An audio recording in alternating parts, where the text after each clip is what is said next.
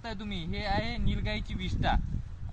आता जे नीलगाईची विष्ठा म्हणजे याला आमच्या भाषेत मखर असे म्हणतात. नीलगाय जे आहेत, नीलगाईचा गळा आजूबाजूला कुठेही खायला गेला, चरायला गेला, गवत खायला गेला तरी ते विष्ठा जे आहे ते एकाच जागेवर करते. ज्या ठिकाणी तिने विष्ठा केली ती आजूबाजूच्या परिसरात कुठेही खायला जाऊ, पण ती विष्ठा एकाच जागेवर करते.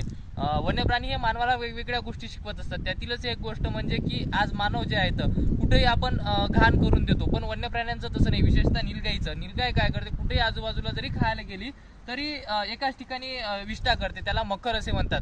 आणि विशेष म्हणजे सांगायचं झाल्यास या ठिकाणी एक अन्न साखळी तयार होते. आता अन्न साखळी म्हणजे कशी, तर जेव्हा हे विष्ठा होते, या विष्ठेतनी ताजी असते, तेव्हा याच्यानी एक गोडवा असतो. ते गोडवा खायला या ठिकाणी मुंग्या येतात, वेगवेगळे कीटक येतात, त्यांना खायला सरडे येतात, त्यांना खायला साप येतात. अशी एक वेगळ्या प्रकारची अन्न साखळी या ठिकाणी तयार होते. आणि विशेष म्हणजे सांगायचं झालं, नीलगाय म्हटल्यावर तुमच्या डोक्यानी उजेड पडला असेल की एक कोणतीतरी गायीची प्रजाती आहे, पण नीलगाय ही गायीची प्रजाती नसून हरणाची